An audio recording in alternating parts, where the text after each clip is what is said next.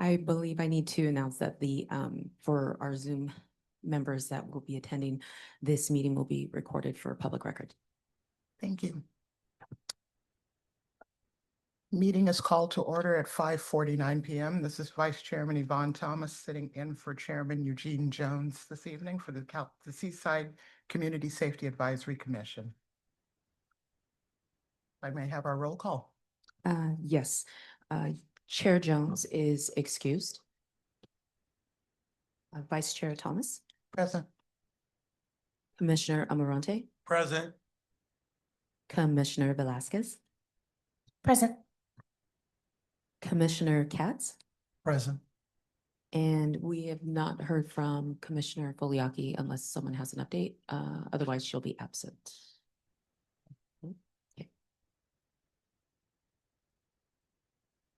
Item number 3 on the agenda is review of agenda. If there are any items that arose after the 72-hour posting deadline, this is the point in the meeting where a vote may be taken to add the item to the agenda.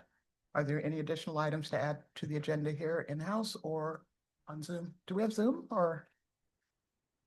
Let me take a look here and I may have, this is a new system, so please bear with me. Attendees, we do have an attendee in Zoom, Diane Nielsen. If you have any changes to the agenda, now would be the time.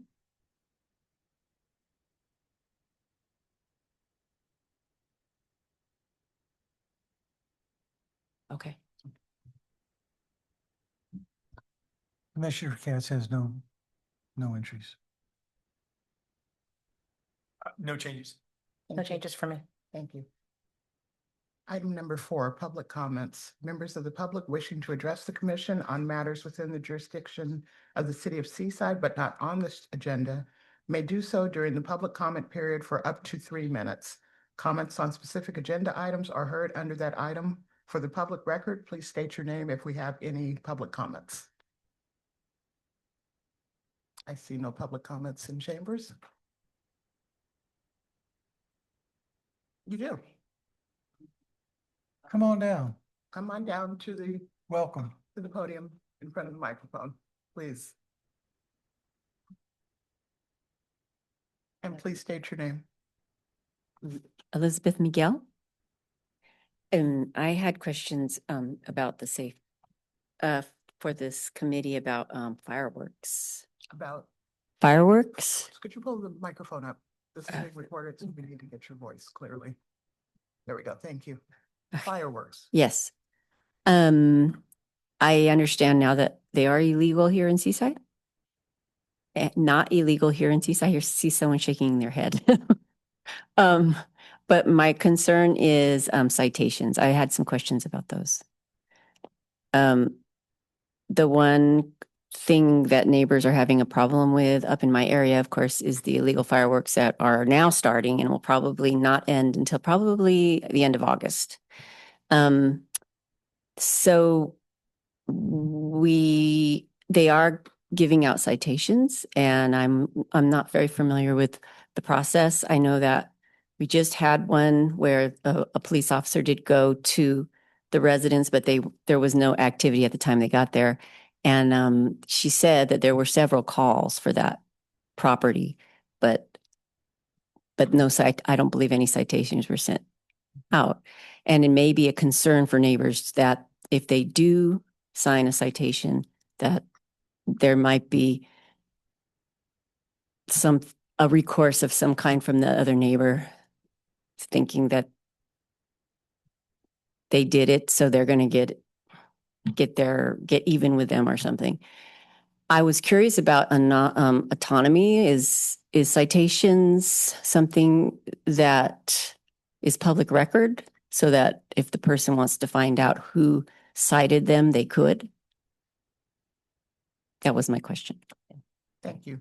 We actually do have our chief here tonight, so he may be able to address some of your questions a little bit later on in the agenda. Oh, okay. So that was one of the concerns that I had. Oh, you have another question? Or? Actually, now that they're both about citations, so I guess I'm done. Okay. Thank you. Thank you. Any questions from Zoom land? or comments? I don't see any hands raised, so I believe our attendee does not have any questions. Okay. That closes our public comments.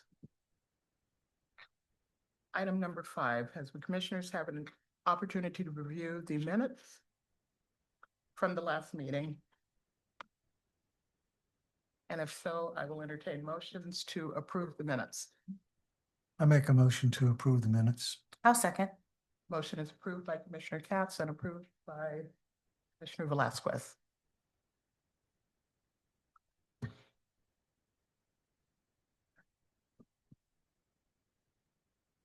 Item number 6, business items. I'm sorry. vote for the approval of the minutes. You'll need to- I'm waiting to yeah. vote. Oh, I'm sorry. Vote. All those in favor of approving the minutes, please say aye. Aye. Aye. All those opposed? Motion passes. All right. Now, item number 6. Business items. 6A, to review the proposed ordinance regulating the sales of firearms and ammunition.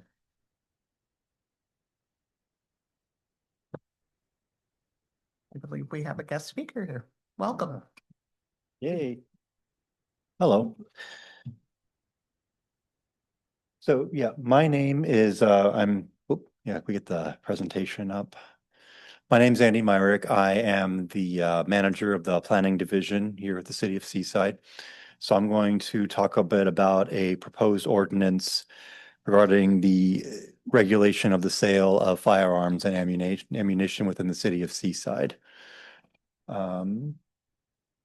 Yeah.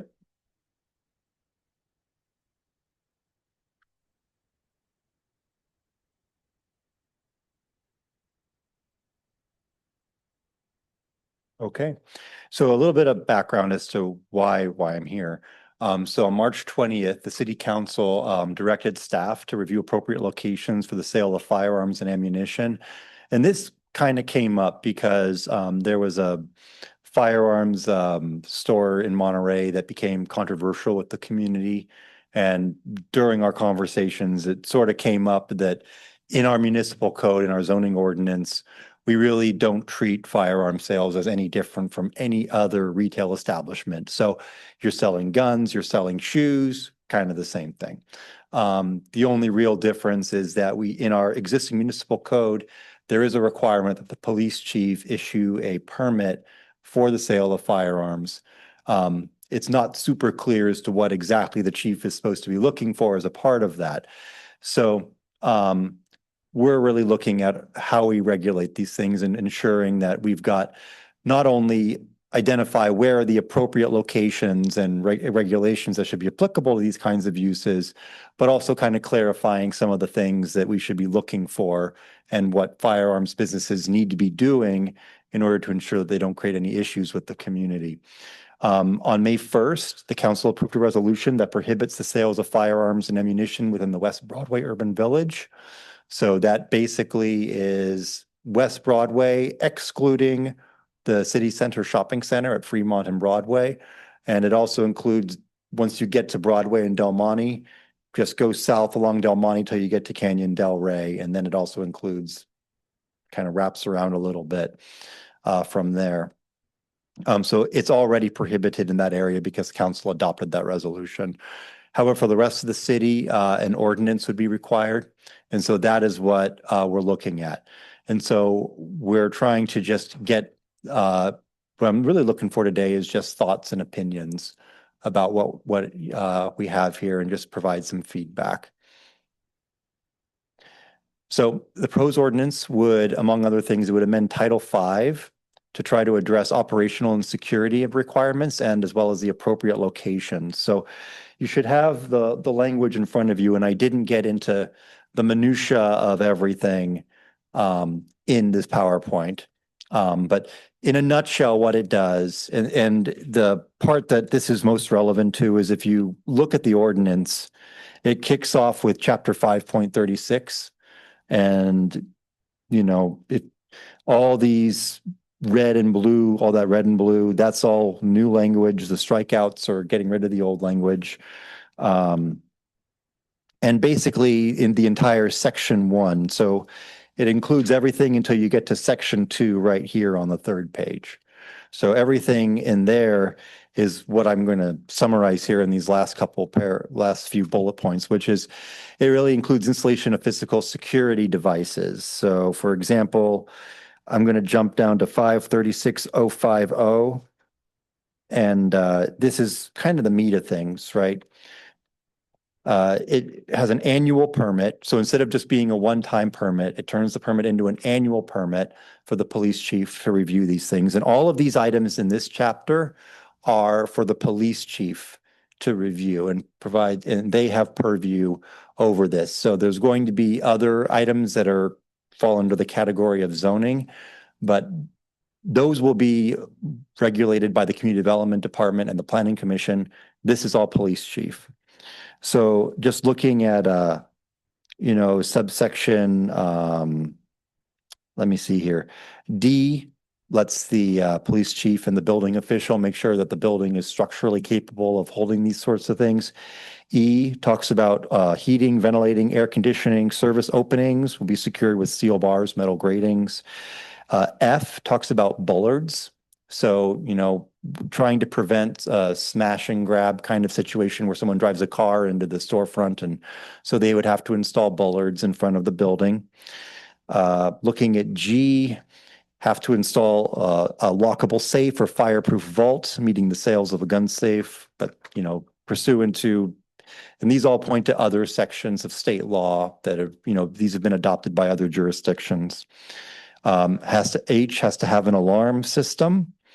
And unless they have a video surveillance system, which talks about a video surveillance system, they don't have to have an alarm system if the video surveillance system ties directly back to the police department, so that if it goes off, the police immediately have access to that, interior video. They don't have to have an alarm system monitored by an outside company if they have that instead.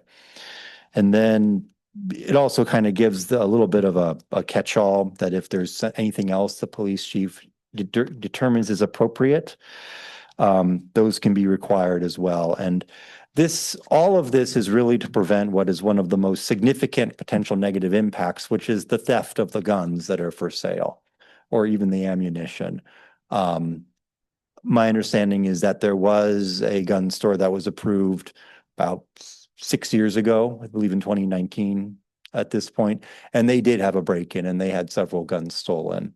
And so that is kind of I think the worst case scenario situation that we can have. And so that's why there's so much regulation in here relating to this particular items and preventing the theft and maintaining security. So I'm going to then move in to looking at appropriate locations. And I'm going to have a longer conversation about this because it's a little bit more complex, and B, this is what I do. So this is kind of more along, I know a bit more about how this kind of works. So what we're looking at doing would be to, first of all, limit the locations to the southwest portion of the city. So, and unfortunately, the version that you received of this ordinance, I forgot to include this language, so I've updated my version with this. But basically, it would prohibit the sales of firearms east of Noche Buena and south of San Pablo. So it really just includes this area right here. And this is partly because of proximity to the police department, and as well as keeping it away from, there's some small, where this thing has just been, if you've got another one, it always works for like 10 seconds and then it dies, and I don't know why.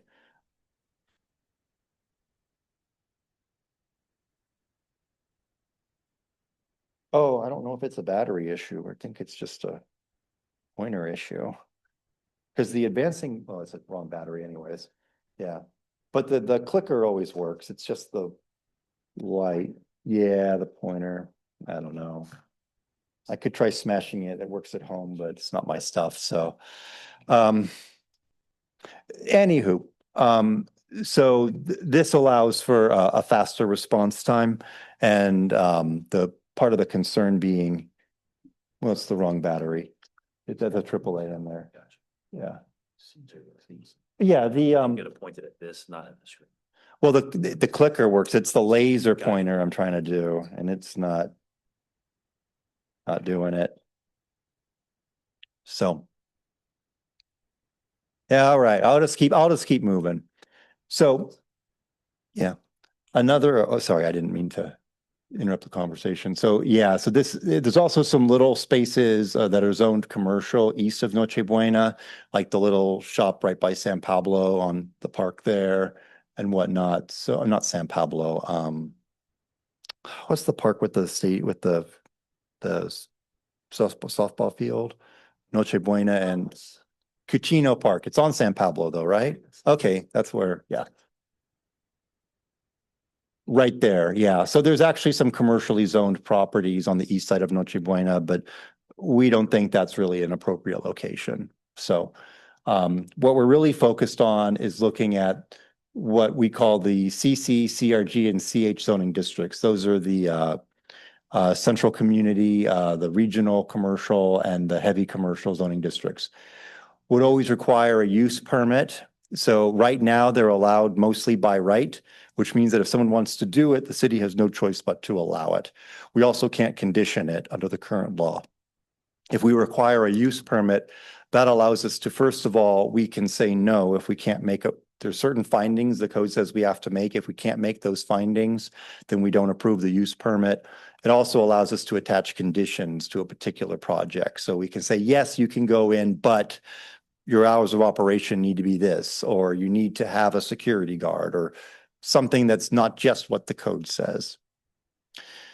So looking at just what the individual districts allow, this is what the CC district would allow. And again, this would be prohibited within the West Broadway Urban Village area. But you can see the CC district primarily runs along Fremont up till Broadway, does not include the area immediately around Broadway and Fremont, but then also some of those areas on the east side of Fremont up till San Pablo. And San Pablo is not really labeled, but there's that little street at the very top right there. So north of there, it's not allowed because of the slide I showed earlier. The CRG zoning district includes the Home Depot Shopping Center, a few parcels around Round Table up on Fremont, as well as some parcels around Laguna Grande, like In-N-Out, Embassy Suites, et cetera. And then the CH district includes some parcels down by around Roberts Avenue behind Home Depot, as well as a few parcels around where Granite Rock is. So if you kind of take all of those together, these are the locations where it would be allowed. And I mentioned sensitive uses earlier, and this does not take that into account. I'll touch on sensitive uses a little bit in a second. But really what we're talking about doing is could be in the Home Depot Shopping Center, although I don't believe there's any locations there. That's all really large buildings. So it's unlikely to get something there. I seriously doubt In-N-Out's going to be converting to a firearms store anytime soon in the Embassy Suites. Not going to happen in Laguna Grande. So most of those properties are really not applicable. So really what we're talking about here is Fremont. That's really what we're talking about. One thing that came up during the council hearing was talking about the radiuses and what happens if you use different values. And so I've just got some examples here as to what it looks like if you use a different radius. So these next 4 slides are going to show the radius of areas that would be excluded around Trinity Park and the Oldemeyer Center. Most parks in the city are so far, they're all in that red area. And I'll even kind of go back a little bit. So you can kind of see, and the parks are green, and you can see there's really not a whole lot of green in this area down here. Most of it is just going to be around Oldemeyer, and then you've got Trinity Park. And that's mostly what we're dealing with here. Most parks actually are in the east side of the city. So this is what a 200-foot radius looks like around them. And you can see that for the Oldemeyer Center, it has no impact on those parcels along Fremont. The Trinity Park, there's 1 or 2 parcels along Fremont that would be impacted with this radius. If we go to a 300-foot radius, it expands a little bit. You can see that we're starting to grab a few parcels there, mostly the social services building with the county near Oldemeyer, and getting a few more parcels along Fremont by Trinity. If we go to a 500-foot radius, you know, we're getting more parcels, including some parcels that used to have firearm stores back in the day, kind of in that shopping center where Carl's Jr. is now. That starts getting excluded at this point, as well as, you know, we're expanding along the ones for Trinity.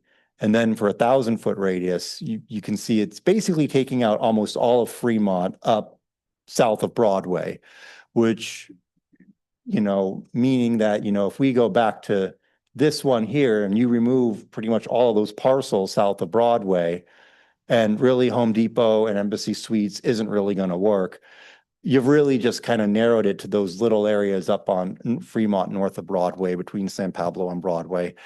And that's just a very small area, and is actually further a longer response time for PD in the event of a break-in than you would have if you were on the southern part of Fremont.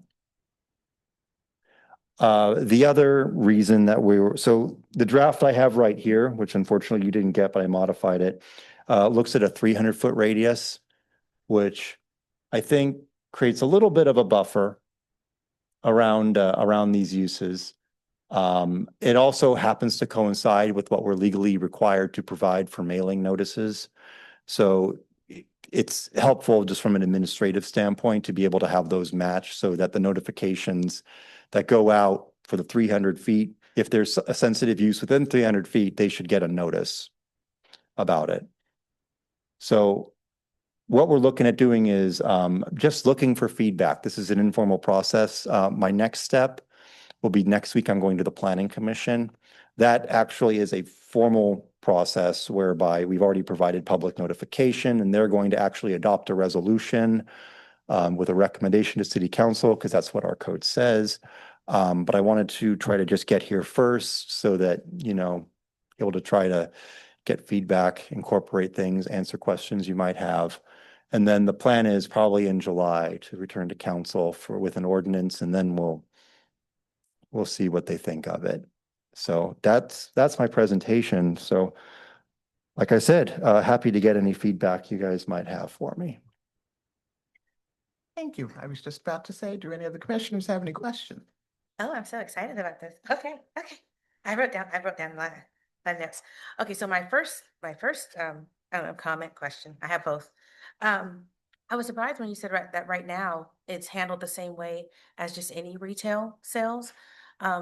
Because I thought it would probably be more along the same lines, closer to like alcohol sales or something like that, because of the fact that it requires a license. So it's not, it really is equivalent to like if you're selling shoes or selling dresses or selling, you know, baked goods or whatever. Yeah, it's actually more complicated to open a catering business. Because one thing I was looking at, I just picked that use because I was looking at it today, like what does a catering business require? Those require minor use permits. Whereas this, again, it's retail. And that's just how we look at it. Alcohol is specifically called out. Cannabis is specifically called out. Firearms are not called out. And so therefore, there's no difference between it and any other goods that might be sold.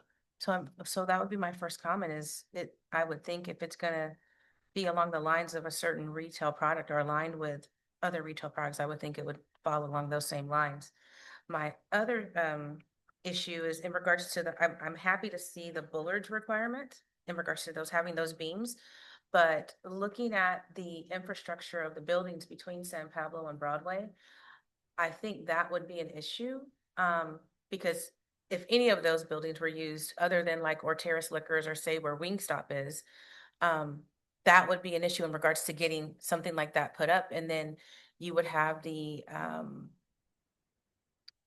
you would have the weaknesses if you're using like the long strip mall that's on Fremont, because someone could break into the shop next door and then go through the wall. So I'm thinking, like you said, Broadway to Canyon Del Rey would probably be the better location on Fremont.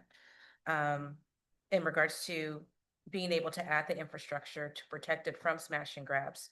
And then my other thing was in regards to H, where it talks about the alarms, I know currently, because I've been studying or researching for a friend's business in another area where I guess in Los Angeles, they've been using these things that they can get, I guess, off Amazon, where like if you have an alarm system, whether it's a store, a resident or whatever, there's this thing on Amazon that you can buy. It's like a jammer. So if your alarm system for your home or business or whatever is on, say, like a Blink system or any kind of Wi-Fi system as opposed to a CTV, they can literally cut your Wi-Fi feed for 3 to 5 minutes and then basically rob you. You have no view of what's going on, and then suddenly your feed comes back up, but you didn't see what happened. So I would probably want more, or was it my, I guess suggestion would be having a CTV requirement to where it's a hardwired alarm system. And then the last thing was on the revocation section, having an actual revocation process. Oh, sorry. Slow down just a minute. Okay, give me a minute. Okay.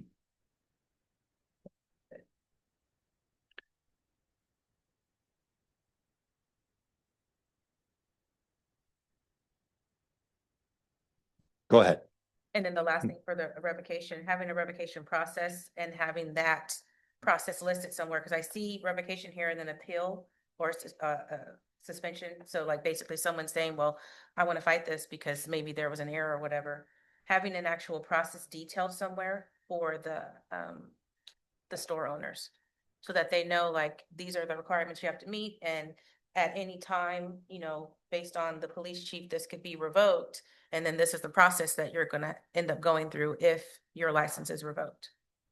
So having that detailed somewhere, because it's kind of, Yeah, no, it's kind of vague. yes. Okay. All right, that's fair. We do have there is an appeals process that's defined within the zoning ordinance, but it would be a good idea to have a pointer. So that it's clear that we're using the same process, which we do. I mean, we know how to handle that, but yeah, that's 536.080. We should link appeal process to the So yeah, zoning definitely that's ordinance. the CTV requirement, just because some of the stuff I've been watching online about that, when they're shutting down that Wi-Fi, they're basically wiping people out. And when that feed comes back up, they're already gone because they've driven off. So someone is actually staying in the car, jamming that signal. And then the signal comes back up, but you don't have any reference of the vehicle because it's already gone. Yeah, so hardwired system though, I Mhm. imagine would resolve Yeah, that, it right? stops it. Okay, so, okay, And I talked to my insurance company about that. So they said, yeah, they said that's pretty much the only way to stop it is the Okay. hardwired system. makes sense. Commissioner Katz, any questions? I've got some comments and questions. Do we have any gun shops in town right now? At one time, we had a CJ Gunsmith. Are they gone now or? Okay, Yeah. I think that was referenced as a problem. Okay. So I'm wondering, and I haven't given it due review. Mr. Myrick, thank you so much for your presentation. What comes to mind is this going to apply to gunsmiths that work on guns? Is it going to apply to if someone wants to open up a shooting range and not sell guns? Most shooting ranges, they make money by selling ammo and stuff, but if someone really wants to test this out, would this apply to that? No, so this would apply only to retail and wholesale sales. So it would apply to a wholesaler, but it wouldn't apply to somebody who was not selling guns. If they're repairing guns, this would not apply to them. Because I think you probably remember CJ's, I guess, and Chief, and that was primarily a repair shop. And I think he maybe sold guns on the side in there, but I would like you to consider adding that in case someone wants to just get into gun repair. They're going to be storing them on site, and that might make an attractive target. And I can't imagine anyone wanting to open a shooting range at Seaside, but if that happens, I think that also should be considered. Do you have a timeline that you're trying to get this through and okay, now it's been approved, now we got to go figure out and implement it? So the timeline would be, Planning Commission is next week. Looking at doing a first reading for the council, ideally on the 17th of July. Second reading would be then the first meeting in August, whatever date that is. And then the ordinance would take effect 30 days following. A question I have, because I haven't read this like I should have, is that if they're found in violation, so Chief, you're gonna have a set of protocols, I imagine, that you're gonna go through.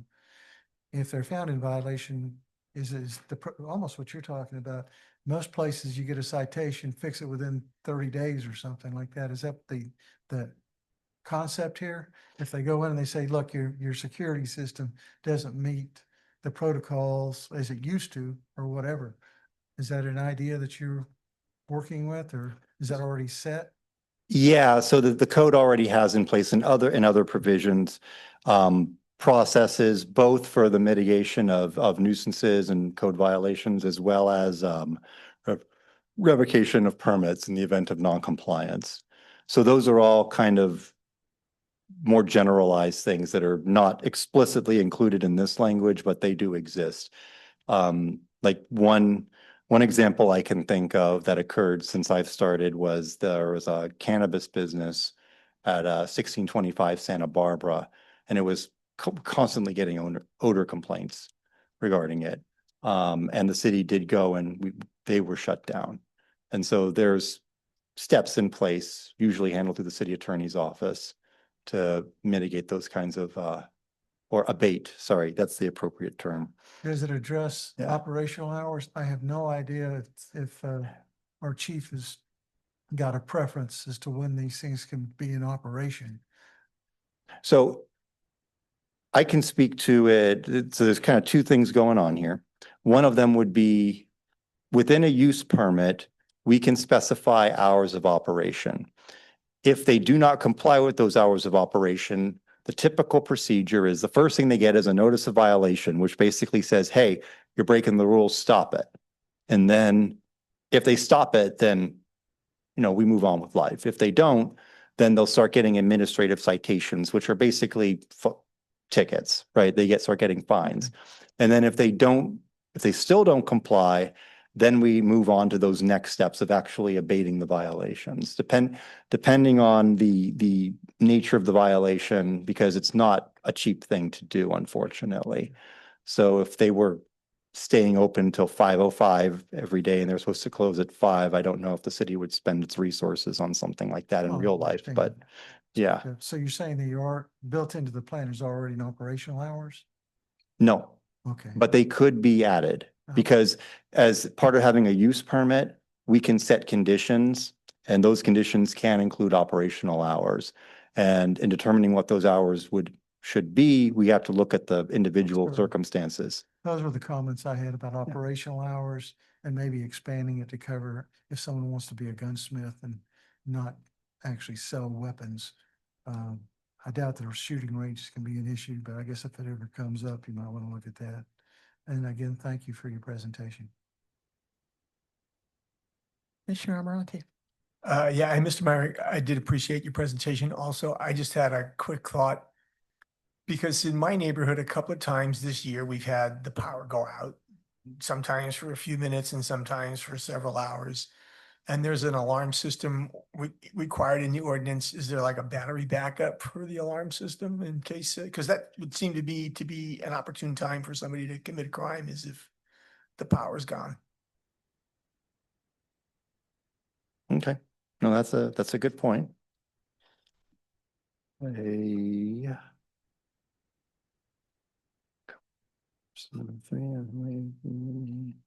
Yeah, there's nothing there about a battery backup in the current language. So, yeah. Okay. They do that for like emergency exits, right? You have to have a battery backup to keep the lights on. Most alarm systems that I've seen have battery backups I as mean, part of like, them, the but exit signs in big buildings. Yeah. If the power goes out, the lights come on with a battery so people can get out of the building, right? right. I mean, I think it's a fairly common thing for there to be a battery backup, but that doesn't mean it's not worth saying in the ordinance. Oh, just in regards to that point, something that you might want to look into that might kind of give guidance on that point that he made is there was a 72-hour blackout in Detroit. I don't remember which year. I know it wasn't like in the 60s. It was, in modern time. And there were robberies in regards to like gun shops and, well, looting, I guess, of like certain types of stores. And I want to say, I believe they addressed it, but I want to say it was Detroit, but it was like 3 days where the power was gone and just all things just got real bad. And so I want to say since they've addressed that, but that might be something to look into. And then I had a question regarding, is there anything, because I didn't see anything concerning with gun shops, they have to do background checks, of course, in regards to the people that they're selling to. So are we going to also add anything regarding that? Like if they've had, like, if they have violations, to where that could also put them on the abatement list if they're not, doing their due diligence as a registered gun shop or licensed gun shop. You mean if the shop is not properly screening the people it's selling Yeah, guns I to? don't know how those violations are reported, like say if there's a murder or some kind of crime committed with a gun that was supposedly tied to this gun shop, but it wasn't, the background check, they didn't do their due diligence or whatever, and say that happens multiple times. That should also be an abatement issue also. I'm not sure how Or- that ties in with, I don't know if you have any information regarding how that would tie in with It's a local versus violation of federal. State law. Because I mean, you hear about that, so. Yeah, I don't Would think that that would be be the same? something, I don't think that would be something regulated by the city. That'd be something regulated by the Department of Justice. so They're they would get required, warned. correct. That would be something that they would alert. Very rare, but you have to be fingerprinted, live scan. You have to wait the waiting period before you get a response to make the sell. I think most responsible gun shops would have some major issues if they were trying to sell them on the side or not follow that process. Okay. Yeah. Thank you very much for a very thorough presentation. Just one question in regards to if community members would like to reach out to you with questions, how do we direct them to you? Email is probably the best way. It's amyrick@ci.seaside.ca.us. You can also just, if for whatever reason doesn't work, you can send them to Regina or Nick and they know how to get in touch with me as well. Yeah. This is kind of a afterthought, and maybe silly. Have they finally come around with the ghost guns to define them as firearms as far as the pieces, if someone's just selling those pieces in our town? Does that fall into is that defined now as a firearm? Would this cover it? That's what I'm getting to. Yeah, this has zero to do with ghost guns. Ghost guns are illegal. Parts of guns are lawful. You can buy legal parts at any legal facility, place, online, but ghost guns themselves are unlawful and nobody would be selling those. I understand. Yeah. Thank you for the clarification. What I was trying to get to is if they just want to sell the parts. If they're legal, maybe we can, if they're going to sell gun parts as opposed to just the guns. I don't know if that makes sense, but to capture anyone trying to play in the gray area there. So I'm going to point to section 5 Uh-huh. so basically the very last section of this where it defines what is a firearm. And it does include a firearm is any device designed to be used as a weapon or modified to be used as a weapon, from which is expelled through a barrel of projectile by the force of explosion or the means of combustion. Doesn't include an antique firearm. And so I would say that this does not include the components of a firearm if they're not being sold together. I would just recommend you look at that issue to see if that's something you want to go include or not. I don't know. Any questions from our Zoom audience?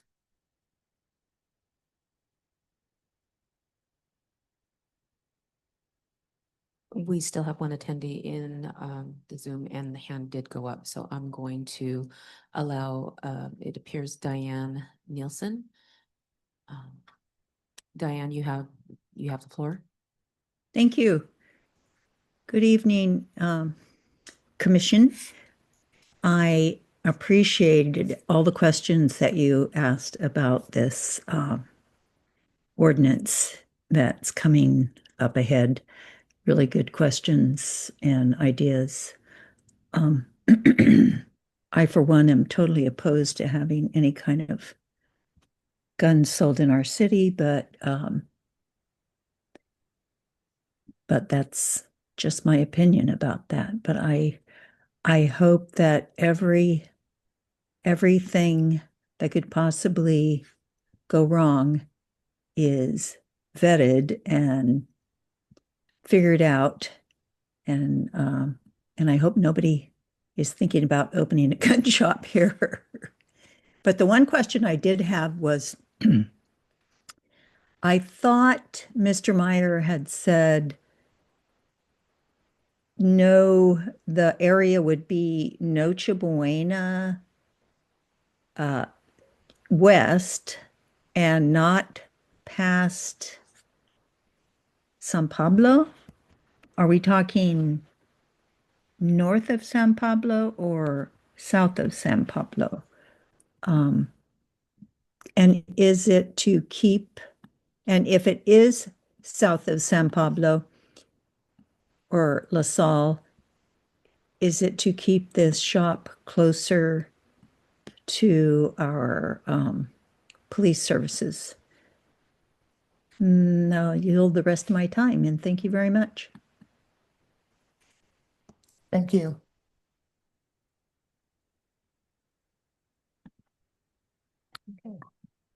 Did she want an answer to that question? Or is it north or south of San Pablo? South of San Pablo is where it's allowed, prohibited in here. I'll bring that map up. I don't know if it's visible on Zoom. Or can you go back to the? Yeah, sorry. Oh. Is it up or did I stop that? Let's see. Is that, yeah, slide 5.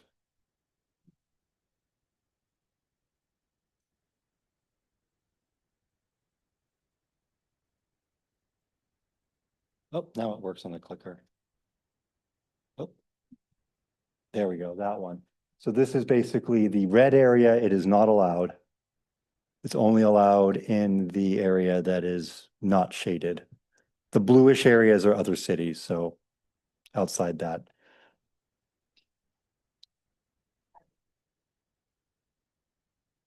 I believe Diane has another question. I'm going to go ahead and. Diane, if you had another question, I've just unmuted you. It's not a question, it's that none of the slides are visible to the Zoom audience, and I'm not sure if that's possible. I mean, I don't need to see it now, but none of the slides were visible on the Okay. presentation. Okay, let me go ahead and move this back over to my other screen. We have a new system that's here within the chambers, and so I'm not quite sure how these screens are being shared. Let me see if I can move it over if this is helpful. Give me a second here.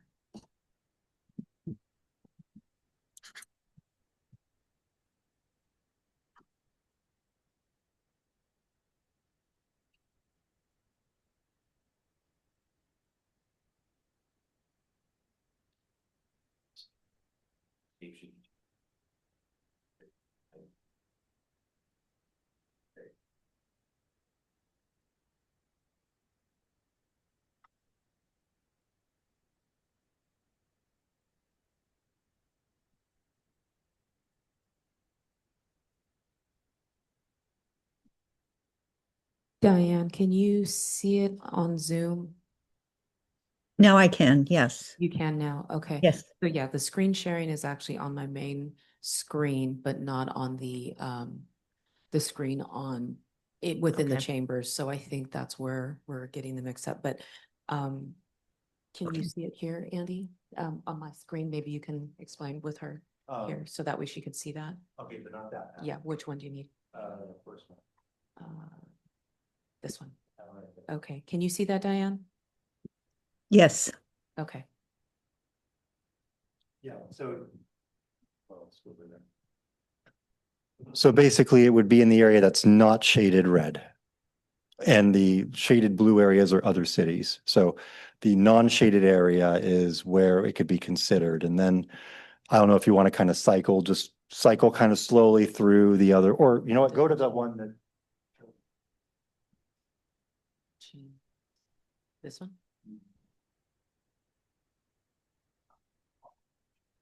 Oh, this one, okay.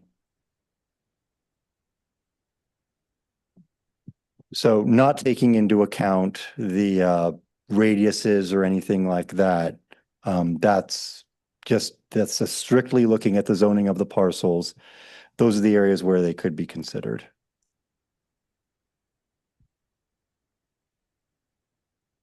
Is that sufficient, Diane? Thank you very much. Okay, I'm gonna stop sharing the screen so that way I can pull this over to the other. Thank you. Okay, thanks. Thank you. All right, we're going to move on to item number 7, reports from commissioners. Commissioner Amarante, any report for this evening? Yes, as a matter of fact, I've spoken to several people in my neighborhood who are very excited to have speed bumps on Hillby Avenue. And we're hoping to keep that up. We want them on our street too, but they're very excited to have them on Hillby. And I've also spoken to some neighbors who are aware that, yes, it's summertime and we are experiencing illegal fireworks, and people are just aware of what's going on. So the Hillby stuff is good, and the fireworks, I'm sure we're working on them. Thank you. Commissioner Velasquez. It's actually two comments. So first comment, I got to meet with the chief this morning concerning a community member, and I just want to thank him for just being open to the community and letting them know that if they have any issue or if they need to talk to him, that he is available. I've lived in large cities, small cities where that is not the case with their chief. So I want to say thank you for that. Also, I don't know the name of this street, but I know that if you're coming off Fremont and you come up to where 7-Eleven is, I know that street is Olympia. And so if you're coming up from the freeway and you make that left turn on Olympia, there's like a street that's kind of slanted. And I don't know what it is. I just know you're on Fremont and then you turn left on Olympia, and then when you get to the end of that, it dead ends into houses, and it's like a slanted street. But when you make that right turn on that street, then there's another street coming off of Noche Buena that comes down, and they kind of come like this to where it's a blind spot. And I've talked to a couple of elders in my area that are just scared, like someone is going to hit us, because when people are coming down from that street off of Noche Buena, and then someone is on that street at the end of Olympia, they come out pretty fast. And so if you're coming off that street, and you're looking like, okay, no one's coming, and then you come out, you can't see the car that might be, just because they have the right of way. And they're like, is there any way we can get some sort of mirror or just something there? Because it's like a triangle. So you're blocked by the house that's on the corner and you're looking, but if they're further back, you won't see them until you're already in the middle of the intersection and T-boned. So that was one. And then I had another community member ask about, again, that Fremont going on to the Highway 1 north. They're working on the sidewalk there by Seaside High, and they wanted to know if for that right turning lane, because people are still getting over, pretending they're going to turn, and then they get on the freeway and kind of run you off the road. If possibly, if we can have those posts put up like they have by MPC that force you to turn, if maybe that could be an issue to solve the problem, because people are still running you off the road. Like they're not doing it now because the lane is closed right now, but just when it opens back up, if we could possibly put those, they're not cones, but just those white pillars where it forces you to turn. You can't merge over because it's, blocked. So like they're like barriers or whatever. So those were the two questions I got. That's it. Thank you. Commissioner Katz. I've got a few comments. I do want to make sure, I'm sure you've got it on your mind, that we're going to address what our visitor has. And thank you for coming. So I live near Lincoln Cunningham Park, where they're doing the renovations. But what we've noticed over the past 2 years is it seems to be a favorite fireworks spot. I don't know with our technology available. I know you've got the drones, Chief. I know there was some technology you explained to us before that captures the sounds. And I think, did I hear that you now have something that can differentiate between gunshots and fireworks and that sort of thing? Um, I don't know if that's the only place, but last night they were shooting them off and I tried to see where it was so I could call you guys, but I couldn't figure out where they were. And they're smart. They're shooting them off and then taking off. But I don't know if it's just Lincoln Cunningham, but I would hate to see it defaced as they live a lot of trash and such. That was the main thing. And I guess you're going to be addressing us. I'd like to see how the morale is with our troops, our law enforcement officers, and if there's anything we can do to be of assistance to them. And yes, fireworks are illegal still during certain windows. And I think the chief will explain to you about the citations. He's explained it to us in great detail in the past. That's it for me. Thank you. Thank you. Our last report is from me, and I'm happy to announce that our Safety Commission now has a Facebook page. Commissioner Foliaki and I are working on it. We have not announced it officially to the public yet because as we start to post things on it, we need to get approval from the city clerk. So as soon as we get a few things up there and we get approval, then we'll announce to everyone about our official Facebook page. So very excited about that. Okay. Item number 8, reports from staff. Chief Borges. Thank you very much. First, want to just comment on some of the fireworks issues that we had public comment on, so we have some clarity. Fireworks in Seaside are illegal all year round except for a very small window. And when I say fireworks, I mean fireworks that shoot off in the sky, these loud ones that we classify as illegal. Safe and Sane that you buy from a certified booth, those are also illegal except for June 28th and July 5th of every year. That's the only time those are lawful, Safe and Sane only. There's also a 10 p.m. curfew that the City of Seaside City Council passed an ordinance on, and it took effect last year, which is 10 p.m. So if you have Safe and Sane that you're buying lawfully, that you're going to be celebrating on July 4th, there's a 10 p.m. curfew. You could be cited if you are lighting those off past that hour. We're really going to try to educate like we did last year to the community, but we'll be able to differentiate those who are really taking advantage of the curfew and not respecting it, and those who are really unaware of the curfew. The process for citation, that comes up every year, and there's 2 different citations that we do here in Seaside. One is a criminal citation, and to answer the public comment, if somebody fills out or reports a citation that we're going to take criminal action on, meaning an arrest or a criminal citation where they have to go to court in Salinas, we would require a witness. There has to be someone that signs off on that citation. They have to witness it, see that. They could potentially be called into the criminal court to testify as a witness. People will know who's making that report. We have really moved towards issuing administrative citations, and what the City of Seaside has adopted is a process to where we can issue citations even with somebody remaining anonymous. And what we do is we try to just validate that, and we have drones that will go up. We have officers that will go out and try to listen. If there's anything, the burden of proof is far less. If there's anything we can substantiate, maybe there's even a firework residue on the driveway. That's all we need. We associate it with that address. We try to link that in. Those are held here in Seaside. Our city attorney essentially goes through each appeal and every process of that. We have gone to that primarily. We still do criminal citations. We still make arrests, but we really go to the other piece because the overwhelming issue is people concerned of calling the police and then having to live next to that person they just called the police on. And we recognize that. I also have to note that through our city attorney's office, for the first time ever in Seaside, and this number increases every time I speak to the city attorney, the city attorney's office has collected over $50,000 in fines of illegal fireworks. That, now again, it's a $1,000 fine, but for our city attorney to do this is remarkable. I want to say, and I'm probably mistaken on the number, but I want to say the year prior, maybe it was 8,000. And in years past prior to that, it was close to 0, if not 0 in collection, which really sent a message out to the community of these fines are just talk, and we're going to light them off the next year because no one's going to have to pay a fine. Our city attorney's office has changed that narrative. In addition to that, she's worked with the California Tax Franchise Board to find ways to get people to pay, even if they're not coming in and refuse to pay. So she's already filed an application with them. It's been approved, and we have that avenue to pursue if people aren't paying their fines. I would just say that the question of morale or what is needed from the community, we need the community to call us. I say this every single year, and I'll say it again.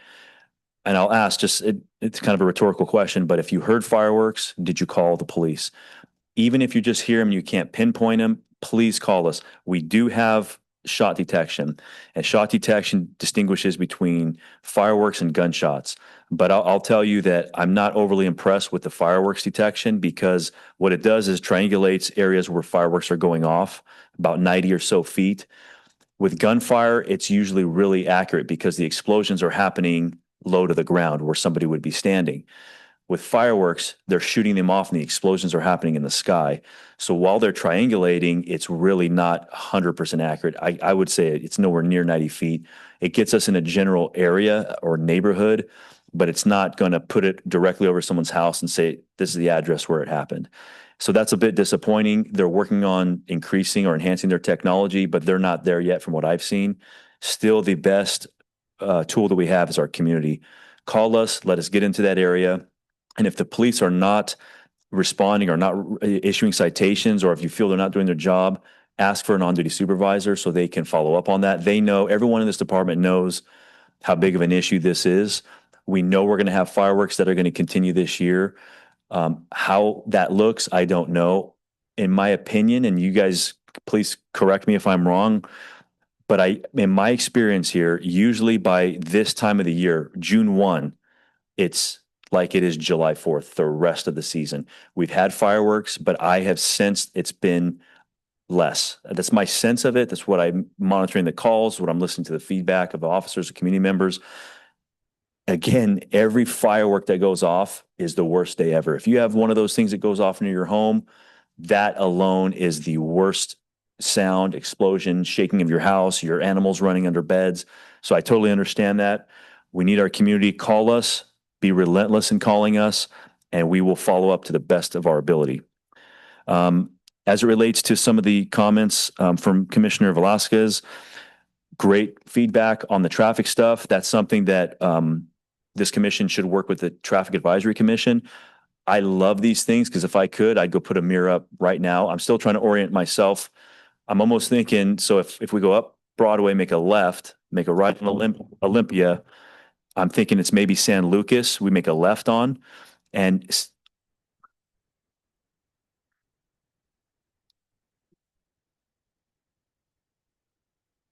that's where I'm getting lost. So 7-Eleven, we have one at Sonoma, Hilby, and Echo. Echo. Okay, so that would make sense. So yeah, if you go up Echo, you come across Baker Street and you come across San Lucas. So San Lucas takes you, it's a one-way from San Lucas. I know exactly what you're talking about. And there's, you really get, that's where you get a lot of issues with. They'll start to go and then traffic will come on Baker and they always kind of hang up right there. Also near Phoenix. Phoenix is another blind spot right in that zone. If you make a right, anyway, great suggestions with the stop signs and the forcing of turning of lanes. I just don't have authority to approve any of those things. That has to go through the Traffic Advisory Commission. So I would just highly suggest that these ideas can get to our TAC team, our Traffic Advisory Commission. Mr. Thomas, I'm drawing a blank on his last name. He is the chair of that commission. And these are great ideas that we should probably link in with this commission and them to get these ideas on the table to be reviewed at a city council meeting.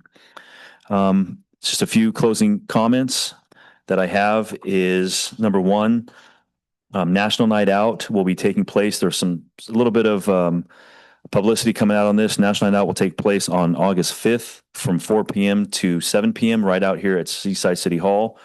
We have a new team that's going to be developing some activities for the youth, and we'll publicize this as we get a little bit closer. It's still a little early, but I want to just put that out now.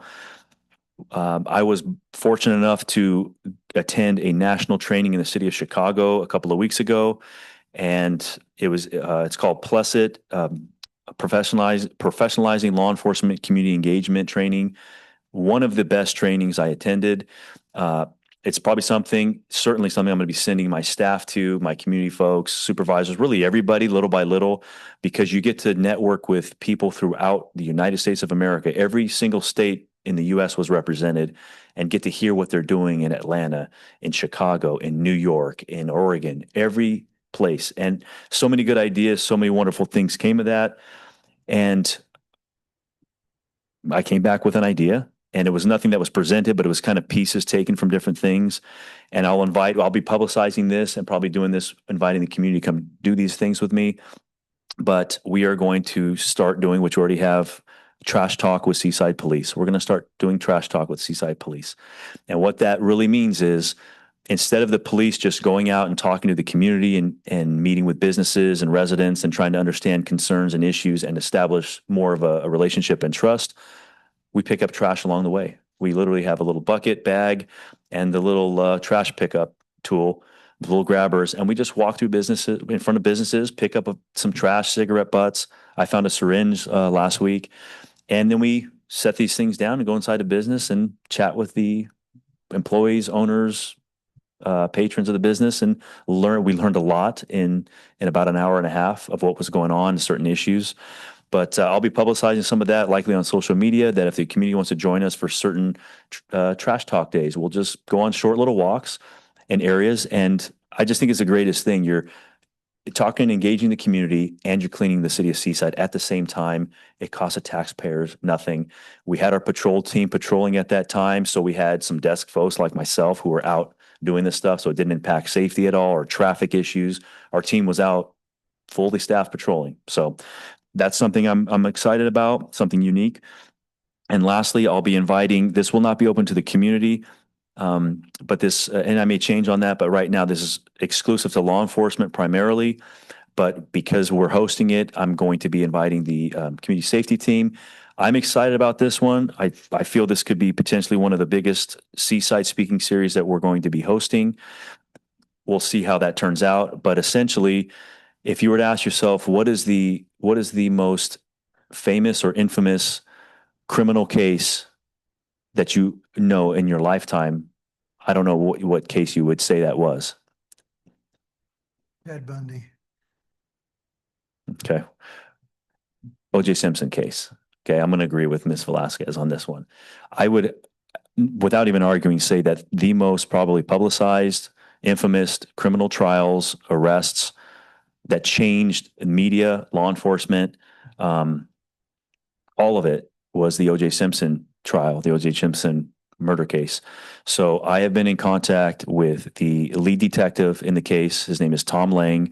He's the gentleman who was one of the first detectives on scene. He was the one who was on the phone with O.J. Simpson during the car chase, the infamous car chase, trying to talk him out of it.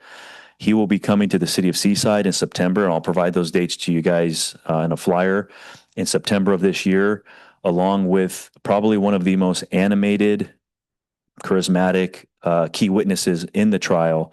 He will also be here, Cato Kalin. So I also was in contact with Denise Brown, which is Nicole Brown Simpson's sister.